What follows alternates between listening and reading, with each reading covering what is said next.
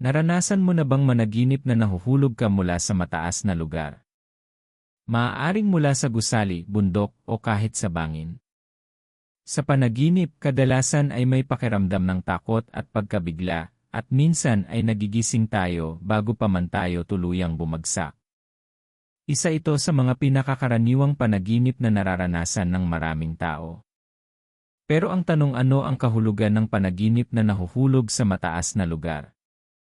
Sa video na ito, aalamin natin ang ilang posibleng mensahe ng ganitong panaginip. Una, ang panaginip na nahuhulog ka ay kadalasang simbolo ng pakiramdam na nawawalan ka ng kontrol sa isang sitwasyon sa iyong buhay. Maaaring may problema o pangyayari na hindi mo alam kung paano haharapin.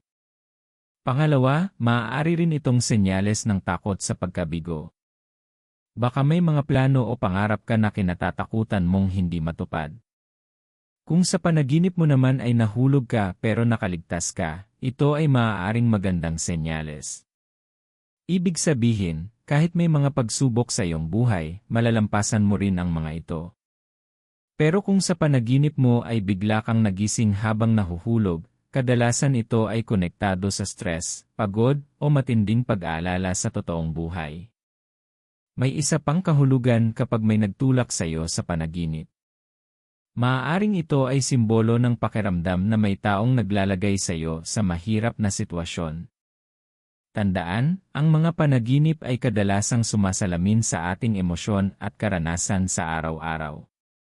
Hindi ito palaging literal na mangyayari, kundi paraan lamang ng ating isip para ipakita ang ating mga iniisip at nararamdaman. Ikaw, napanaginipan mo na bang nahulog ka mula sa mataas na lugar?